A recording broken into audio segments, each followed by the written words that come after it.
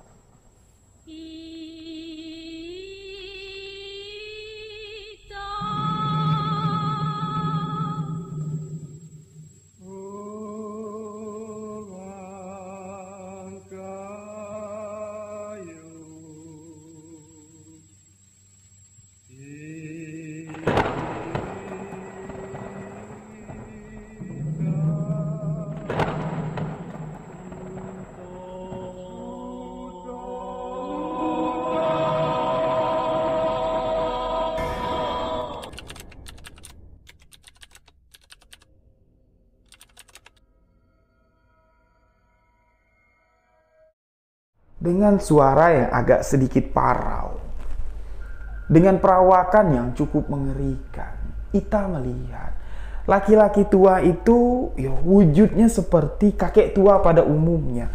Tapi kalau dilihat dari belakang, bagian belakang dari laki-laki tua itu semuanya tumbuh bulu.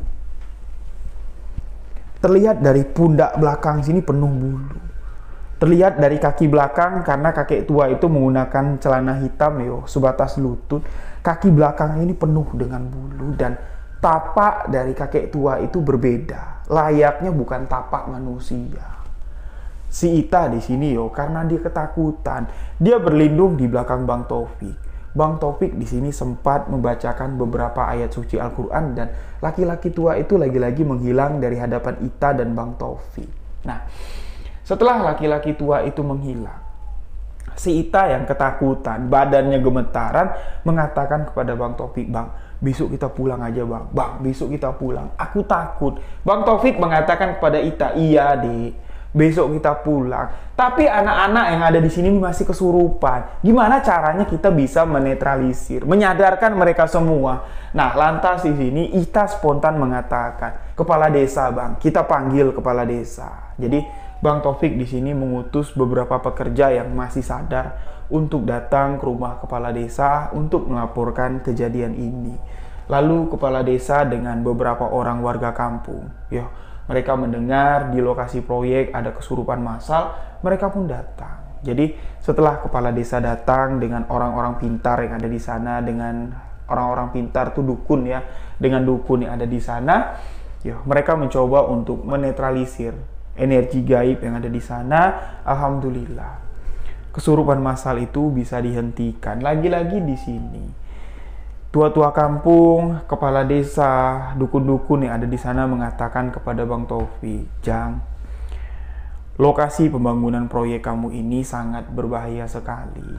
Kami takut akan ada tumbal lagi jatuh di sini." Tapi Bang Taufik yang masih berpikiran rasional, dia tidak memperdulikan yang ada di benak Bang Taufik. Kerjanya harus selesai dan sesuai target. Karena si Ita ini sudah palang takut. Nah, pada keesokan harinya, Bang Taufik bukan secara tidak bertanggung jawab meninggalkan pekerjaan di sana dengan situasi yang sudah cukup mencekam. Bang Taufik pulang ke kota. Sesampainya di kota, tugas Bang Taufik ini digantikan oleh seorang yang sudah cukup senior juga, karena Bang Taufik ini liburnya itu cukup lama, kurang lebih sekitar seminggu. Jadi pulanglah Bang Taufik ke rumah, bertemu dengan keluarganya, menceritakan apa yang terjadi kepada Rahmat, Sebelumnya Rahmat ini juga sudah mendapatkan beberapa cerita yang disampaikan oleh si Ita. Rahmat sebagai adik yang baik mengingatkan kepada Bang Taufik, "Bang, kalau sudah ada gambaran seperti itu, lebih baik kamu mundur. Daripada nanti ada sesuatu yang tidak kita inginkan terjadi kepada diri kamu." Tapi Bang Taufik di sini malah merasa tertantang. Dia mengatakan kepada Rahmat, Dek, hidup mati itu di tangan Allah, bukan di tangan makhluk gaib." Cuman itu yang dikatakan Bang Rahmat. Setelah masa liburannya selesai, kembali ke tempat proyeknya berjalan. Tapi di sini si Ita tidak ikut dengan Bang Taufik. Ketika Bang Taufik mengajak si Ita, "Dek, yuk kita balik ke proyek." Ita di sini mengatakan kepada Bang Taufik, "Bang, setelah aku ceritakan kejadian yang kita alami di proyek kita itu, orang tuaku sudah tidak mengizinkanku lagi untuk bekerja di sana." Lalu di sini Ita meminta maaf kepada Bang Taufik dan berterima kasih kepada Bang Taufik karena selama hampir 1 tahun lebih Bang Taufik mempercayai Ita, walaupun Ita ini baru lulusan SMA, tapi mempercayai Ita sebagai asistennya. Ita pun tidak ikut kembali ke lokasi proyek. Nah, karena Ita ini berhentinya mendadak, otomatis Bang Taufik ini tidak bisa mencari asisten dalam waktu yang singkat. Karena dia terburu-buru sekali untuk kembali ke proyek. Dia udah gak sabar lagi untuk menyelesaikan mega proyek tersebut. Bang Taufik berangkatlah seorang diri ke proyek tersebut untuk menyelesaikan tugasnya di sana. Kurang lebih sekitar 3 bulan. Rahmat ini sudah jarang lah mendapat kabar apa yang dilakukan oleh abangnya di proyek, karena biasanya kan Rahmat ini nanya sama Ita. Ita kan 2 minggu di lokasi proyek, 2 minggu pulang ke kantor. Ketika Ita pulang ke kantor ditanya, "Tak, gimana tak kabar Bang Taufik?" Karena di tahun 94-95 komunikasi tidak bisa selancar seperti sekarang ya. Kalau sekarang kita butuh sesuatu, butuh informasi, tinggal video call. Nah, di tahun 94-95 itu belum ada istilahnya video call. Nah, jadi 3 bulan Bang Taufik di sana, Rahmat ini sudah jarang mendapat kabar. Terdengar kabar kalau Bang Taufik mengalami kecelakaan kerja. Bang Taufik meninggal dunia di lokasi proyek. Kabar duka ini menggegerkan perusahaan. Pimpinan proyek meninggal dunia dalam kecelakaan kerja. Diinformasikan, Bang Taufik ini tertimpa runtuhan coran yang belum keras. Jadi, ketika dam itu dibangun, bangunan dam itu akan menutupi tebing yang cukup tinggi. Karena supaya menahan abrasi, agar tanah itu tidak longsor, dam itu dibangun dengan kokoh sekali. Tapi ketika Bang Taufik ini tengah meninjau pembangunan dam, coran itu sudah dianggap kering lah oleh pekerja. Bang Taufik mulai mendekati coran yang akan dicek ini, tapi nggak tahu kenapa coran yang berat, dengan diisi batu, diisi pasir, diisi semen, itu tiba-tiba runtuh dan menimpa Bang Taufik. Tapi yang anehnya di sini, Bang Taufik pada saat itu di lokasi kejadian itu tidak sendirian. Bang Taufik dengan pimpru-pimpru yang lain, dengan pimpinan-pimpinan proyek yang menangani bendungan tersebut. Yang anehnya di sini, runtuhan itu cuma menimpa Bang Taufik dan seketika beliau meninggal di lokasi kejadian. Kejadian ini terdengar oleh Rahmat dan ketika Rahmat mendengar kalau abangnya meninggal di lokasi kejadian dengan kecelakaan yang cukup aneh, Rahmat pun memutuskan untuk segera mungkin sampai ke lokasi kejadian. Sesampainya di sana, jenazah Bang Taufik sudah terbujur kaku. Singkat cerita di sini, proyek pun dihentikan beberapa saat, kurang lebih sekitar 1 bulan. Proyek itu tidak dijalankan. Seluruh pekerja yang ada di sana ditarik semua. Camp-camp yang ada di sana dikosongkan. Jadi setelah jenazah Bang Taufik dibawa pulang ke rumah, jenazah Bang Taufik dimakamkanlah secara layak di sebuah TPU, tempat pemakaman umum yang tidak terlalu jauh dari rumahnya si Rahmat. Dan setelah 1 bulan proyek itu terhenti. Owner atau pimpinan dari perusahaan mencoba untuk menggantikan posisi dari Bang Taufik. Karena kalau tidak ada pimpru, tidak ada pimpinan proyek, siapa yang akan mengontrol pekerja-pekerja yang ada di sana? Jadi mulailah diadakan rapat, ditunjuklah satu orang untuk menggantikan posisi dari si Bang Taufik. Kita sebut saja dengan nama Irwan. Irwan ditunjuk, Wan, kamu pergi ke lokasi mega proyek, kamu pimpin anak-anak, kamu pimpinlah proyek itu sampai selesai. Karena waktunya sudah mepet sekali, Irwan pun mengiyakan dan menyanggupi akan menyelesaikan misi dari almarhum Bang Taufik. Singkat cerita, Irwan dan beberapa pekerja-pekerja semuanya berangkat ke sana. Pekerjaan yang ada di lokasi proyek pun kembali dilaksanakan. Namun di sini Irwan cuma bertahan sekitar 2 minggu di lokasi proyek. Karena menurut cerita dari si Irwan, setiap malam, dari malam pertama ketika Irwan tidur di camp, tidur di lokasi proyek, Irwan ini dihantui oleh sosok Bang Taufik dan beberapa pekerja yang meninggal di lokasi kejadian. Gangguan dari arwah Bang Taufik, gangguan dari arwah-arwah orang yang meninggal di lokasi kejadian ini bukan dialami Irwan di dalam mimpi, namun nyata. Di malam pertama, ketika Irwan baru mau tidur, bantalnya si Irwan ini seketika ada yang narik. Benar-benar ditarik. Dan malam berikutnya, ketika Irwan tidur, tempat tidur atau ranjang dari si Irwan ini seperti ada yang menggelegar. Irwan yang tidur sendirian di sebuah kamar yang khusus, karena posisi Irwan ini sebagai pimpro, pimpinan proyek, kamarnya itu cukup difasilitasi lah, ada komputer, ada rak-rak buku, ada lemari baju. Nah, ranjang dari si Irwan ini bergetar sendiri. Irwan bangun di tengah malam, memanggil beberapa pekerja untuk menemani si Irwan untuk tidur di kamar tersebut. Dan malam-malam selanjutnya, penampakan sosok dari hantu Bang Taufik ini semakin jelas terlihat. Yang paling mencekam sekali yang dialami oleh si Irwan pada suatu malam ketika Irwan ini sedang lembur. Di depan komputer, Irwan tengah membuat sebuah laporan untuk diberikan ke pusat. Dari belakang Irwan ini ada nepuk. Pundaknya itu ada yang nepuk. Tangan yang menepuk pundak Irwan ini terasa sangat dingin sekali. Seketika Irwan menoleh ke belakang. Jelas sekali.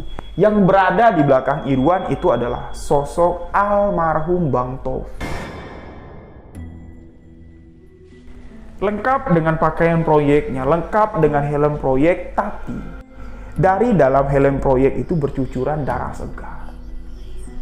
Sosok almarhum dari Bang Taufik mengatakan kepada Irwan, "Dek, kamu pulang. Cukup aku yang ada di sini. Cukup aku yang tinggal di sini. Kamu pulang." Dan seketika suara yang menyuruh si Irwan ini pulang terdengar sayu. Sosok dari almarhum Bang Taufik ini pun hilang dari pandangan si Irwan. Setelah kejadian pada malam itu, laporan yang dibuat si Irwan ini tidak selesai dikerjakannya. Dia baring di tempat tidurnya. Selimut itu ditarik, nutupin badannya. Keesokan harinya, Irwan pun di sini memutuskan untuk pulang. Dia nggak sanggup lagi untuk meneruskan proyek ini. Sesampainya si Irwan ini ke kantor, apa yang dialaminya ini diceritain lah sama teman-teman kantor. Jadi cerita ini heboh lah, sampailah cerita ini terdengar ke telinga dari si Rahmat, adik dari almarhum Bang Taufik. Nah, ketika Rahmat mendengar kalau abangnya mati jadi hantu, gentayangan di proyek, otomatis Rahmat ini marah. Langsunglah ngedatangin si Irwan, yang mana Irwan ini masih anak buah dari si Rahmat.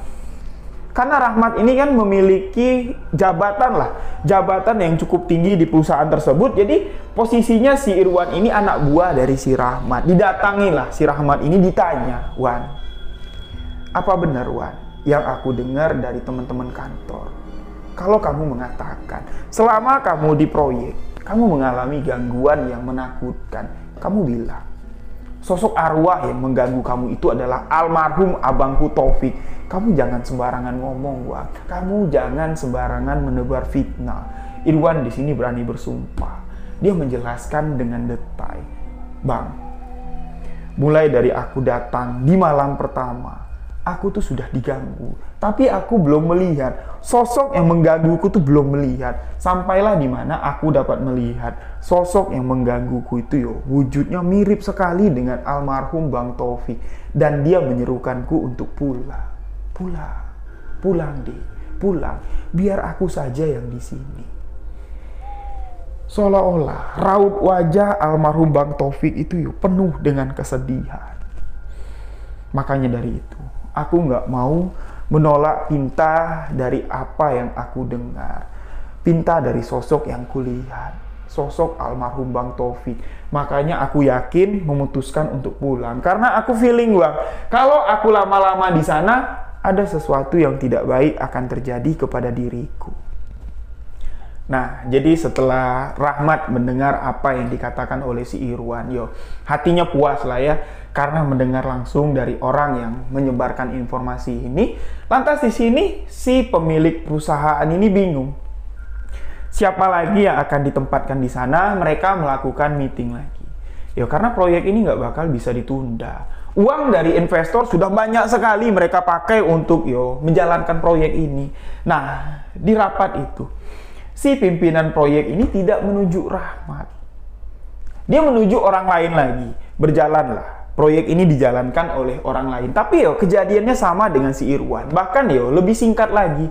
Irwan bertahan di sana kurang lebih sekitar 2 minggu. Tapi orang yang diutus kedua ini cuman bertahan kurang lebih 1 minggu. Kejadian-kejadian serupa yang dialami oleh Irwan dialami lagi oleh orang yang menggantikan si Irwan. Dia melihat sosok dari almarhum Bang Taufik menyerunya untuk pulang. Pulang deh, pulang, biar abang saja yang di sini. Setelah kepulangan orang kedua yang menggantikan si Irwan, barulah pimpinan proyek ini mengutus Rahmat untuk meneruskan proyek almarhum abangnya. Dengan senang hati dan dengan pertanyaan yang sangat besar sekali di hatinya si Rahmat. Ada apa di proyek ini? Bener nggak sih yang dialami orang-orang ini? Adalah gangguan dari almarhum abangku, Bang Taufik. Rahmat di sini sangat bersemangat sekali dengan meminta izin kepada kedua orang tuanya. Rahmat pun berangkat ke tempat proyek. Sesampainya di tempat proyek yang jauh sekali dari tempat tinggalnya si Rahmat. Sesampainya di sana, lokasi yang dituju Rahmat pertama kali adalah lokasi kecelakaan dari Bang Taufik. Pekerja-pekerja yang ada di sana tuh kaget melihat Rahmat datang ke sana, bukannya langsung masuk ke camp untuk istirahat, untuk naruh-naruh barang. Rahmat langsung mengunjungi di mana lokasi kejadian tempat Bang Taufik meninggal dunia. Dia memerintahkan pekerja-pekerja yang ada di sana, lokasi ini minta dibersihkan. Jangan ada lagi orang yang lalu lalang di lokasi ini. Nah, jadi istilahnya lokasi tempat Bang Rahmat ini meninggal disterilin lah. Nggak boleh ditaruh barang-barang, nggak boleh ada yang melewati tempat itu lagi. Kalau perlu ditandain lah, dikasih garis lah, supaya tidak ada pekerja yang melewati tempat itu lagi. Nah, karena ini adalah perintah dari pimpinan proyek yang baru adalah si Rahmat, pekerja-pekerja yang ada di sana pun menuruti. Jadi lokasi tempat kejadian Bang Taufik meninggal itu dikosongkan, dikasihlah tiang pancang 4 biji. 1, 2, 3, 4 dikotakin seperti itu. Jadi petanda lah nih, jangan lagi ada orang yang lewat di sana. Di malam pertama, ketika Rahmat tidur di camp, di lokasi proyek itu berjalan. Rahmat ini dia nggak tidur, dia katakan. Di malam hari setelah seluruh pekerja yang ada di sana tidur, Rahmat ini menunaikan sholat malam.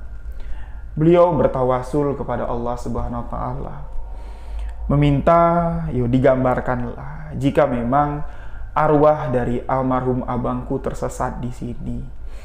Rahmat meminta kepada Allah Subhanahu wa Ta'ala, ya Rahman ya Rahim, atas kuasa yang engkau berikan, atas kuasa yang engkau miliki di dunia ini, bebaskanlah arwah dari abangku almarhum Bang Taufik. Jika memang arwah itu menetap di sini, kembalikanlah di mana arwah itu semestinya engkau tempatkan setelah beliau meninggal. Nah, jadi di malam itu Rahmat ini sampai subuh dia nggak tidur.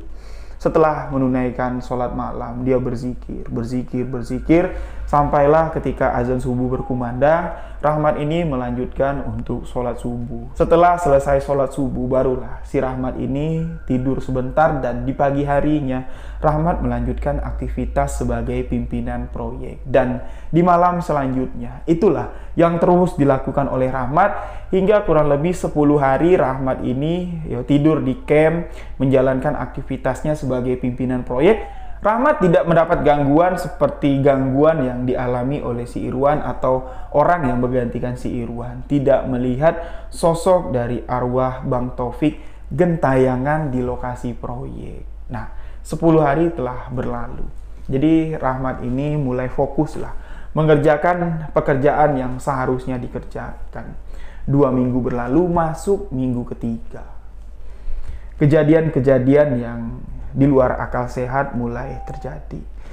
Kejadian ini bermula ketika sekitar jam 11 malam. Malam itu si Rahmat ini ingin lembur lah, ingin mengerjakan laporan yang akan diserahkan ke kantor. Rahmat yang orangnya itu kalau malam tuh nggak bisa kalau nggak ngopi. Jadi dapur atau pantry ya di lokasi camp itu udah mati lampu. Rahmat yang belum tidur, dia berniat mau bikin kopi, dia berjalanlah ke pantry. Dari kamarnya si Rahmat ke pantry itu jaraknya cukup jauh. Lampu di camp itu semuanya sudah dimatikan kecuali lampu di kamarnya si Rahmat. Pekerja-pekerja semuanya sudah tidur. Rahmat berjalan dengan menggunakan senter. Berjalan pelan menuju ke pantry. Ketika sampai di depan pintu pantry, Rahmat ini mencium aroma yang sangat berbeda. Aroma yang sangat wangi sekali. Dia mulai merasa agak sedikit aneh. Loh, kok sudah sekitar hampir 3 minggu ya aku di sini, tapi aku belum pernah merasakan energi seperti ini. Rahmat pun memberanikan diri untuk membuka pintu pantry. Ketika Rahmat membuka pintu pantry, tak, pintu dibuka, Rahmat menyalakan lampu pantry. Yang dilihat oleh Rahmat di dalam pantry adalah sesosok kera besar.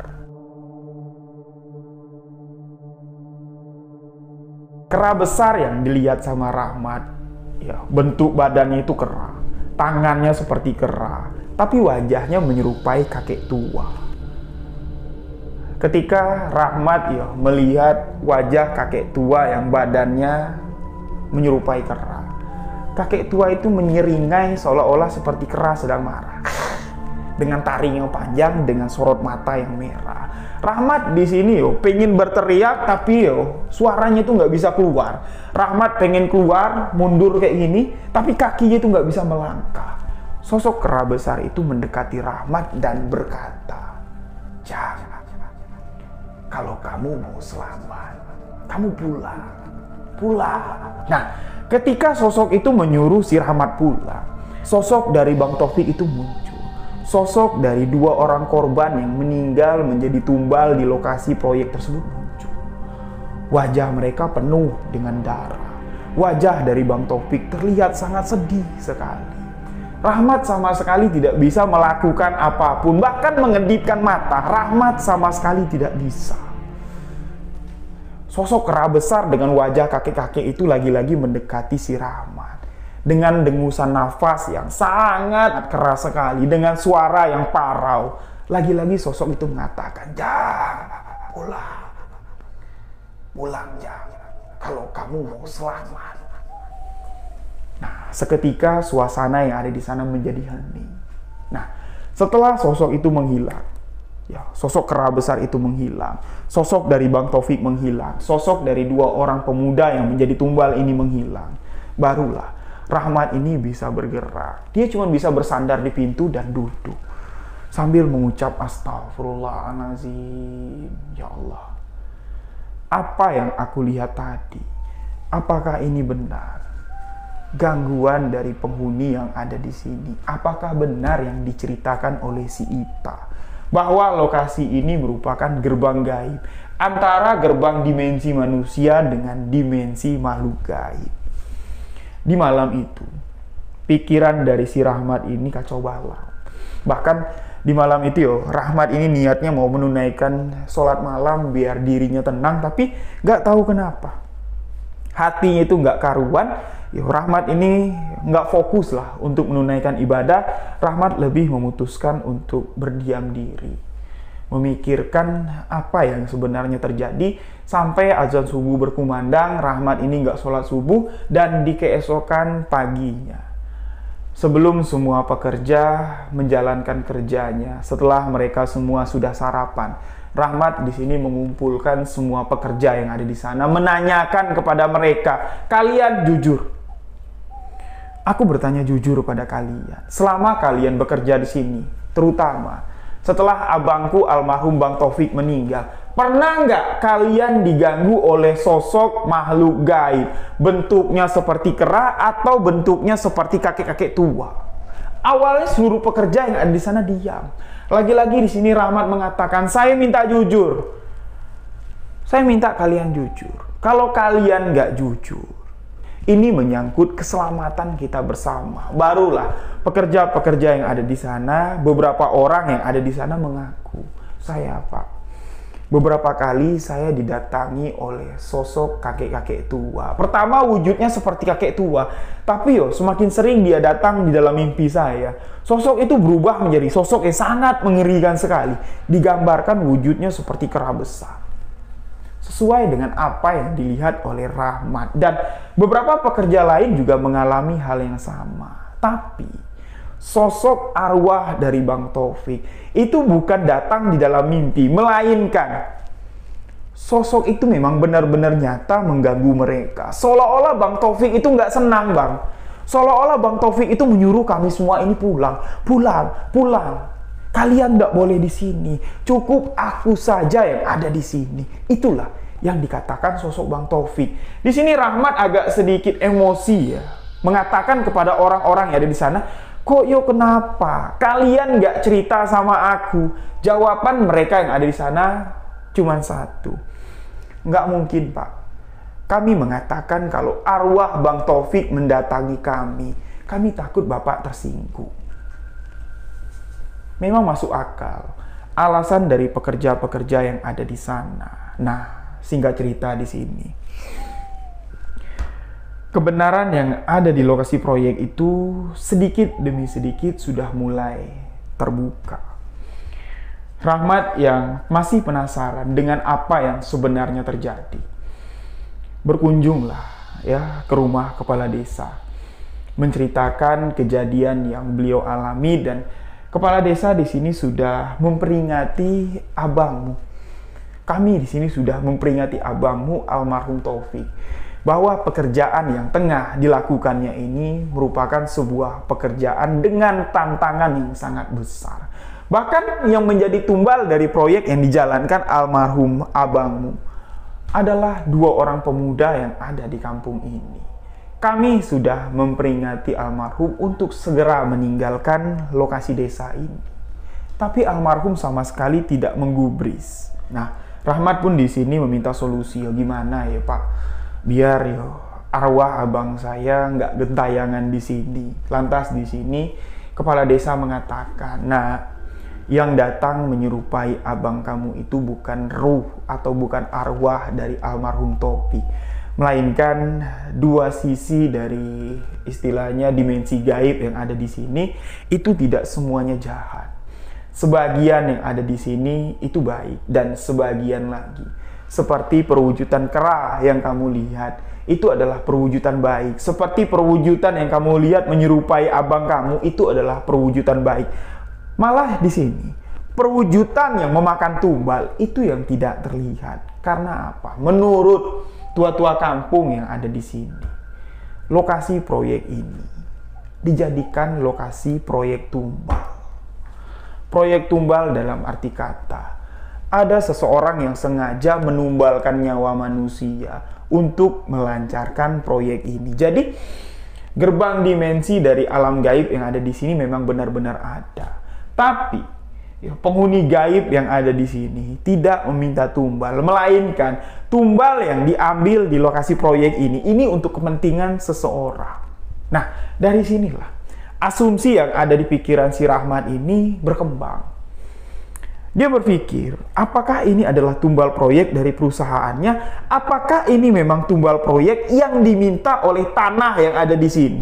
Tua-tua kampung di sini lagi-lagi menegaskan, tanah yang dijadikan proyek sama sekali tidak pernah meminta tumbal.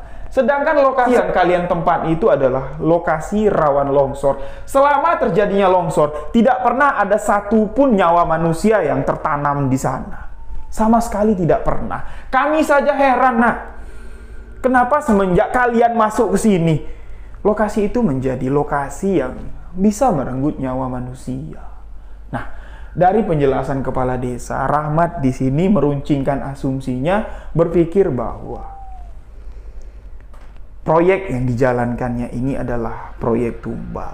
Pada hari itu juga, Rahmat di sini meminta izin kepada Bapak Kepala Desa dan meminta maaf atas kesalahan yang pernah dilakukan oleh almarhum abangnya si Taufik. Rahmat di sini memutuskan untuk pulang ke kota, dan sesampainya di kota, Rahmat tanpa basa-basi di sini meminta resign, meminta mengundurkan diri dari proyek tersebut. Dan setelah Rahmat berhenti dari proyek tersebut, proyek itu tidak ada lagi yang menjalankan, dan perusahaan yang sudah menggunakan duit investor yang cukup besar, dikabarkan oleh Rahmat sempat bermasalah dengan investor dan sempat bermasalah dengan si pemilik proyek. Nah, jadi itu pengalaman yang dialami langsung oleh sahabat kita Rahmat. Nah, jadi setelah Rahmat ini meninggalkan proyek tersebut, setelah Rahmat resign dari perusahaan tersebut, Rahmat nggak peduli lagi lah ya dengan karir, istilahnya dengan hasil dari kerjanya selama ini. Ya Rahmat di sini sudah hidup cukup tenang. Namun ketenangan yang dikatakan Rahmat di sini, ya tenangnya itu dia bisa melihat kalau kehidupannya sekarang itu ya nggak dihantui oleh sosok yang mengerikan lagi. Karena beberapa hari setelah Rahmat meninggalkan kampung tersebut, masih sosok bayangan dari Bang Taufik itu masih sering hadir ya. Masih sering hadir di hadapan Rahmat, baik itu di dalam mimpi, bahkan ketika Rahmat sedang sendirian. Sosok itu seolah-olah menatap Rahmat dengan wajah yang cukup sedih. Tapi ketika Rahmat mengalami kejadian tersebut, ketika Rahmat bermimpi melihat arwah Bang Taufik dengan wajah yang sedih itu, Rahmat cuman dapat mengirimkan doa kepada almarhum abangnya, almarhum Bang Taufik. Nah, jadi kisah ini kisah nyata yang dialami oleh sahabat kita Rahmat, terjadi di salah satu daerah lah ya. Nah, menurut cerita yang disampaikan oleh sahabat kita Rahmat, dia sempatlah mencari tahu tentang proyek yang pernah dijalankannya ini. Ya proyek itu nggak sampai selesai, karena tidak ada orang yang sanggup untuk menyelesaikan proyek tersebut. Dan masih terdengar kabar beberapa perusahaan lain yang menghandle proyek tersebut, memang pekerja yang ada di sana itu ada yang meninggal. Setiap perusahaan yang menghandle proyek tersebut, pekerjanya ada yang mengalami kecelakaan kerja. Wallahu a'lam bishawab, apa yang sebenarnya terjadi. Nah, jadi demikianlah kisah misteri yang dibagikan oleh sahabat kita Rahmat. Semoga sahabat-sahabat yang tengah bekerja jauh di negeri orang di sana diberikan keselamatan, dimurahkan rezeki. Ya, mudah-mudahan rezeki yang didapat oleh sahabat-sahabat berkah, bermanfaat untuk keluarga. Mohon maaf jika ada salah-salah kata, salah ucap dalam penyampaian di video ini. Saya Rio Wijaya mengucapkan wabillahi taufik wal hidayah. Wassalamualaikum warahmatullahi wabarakatuh. Salam sebuah kisah misteri.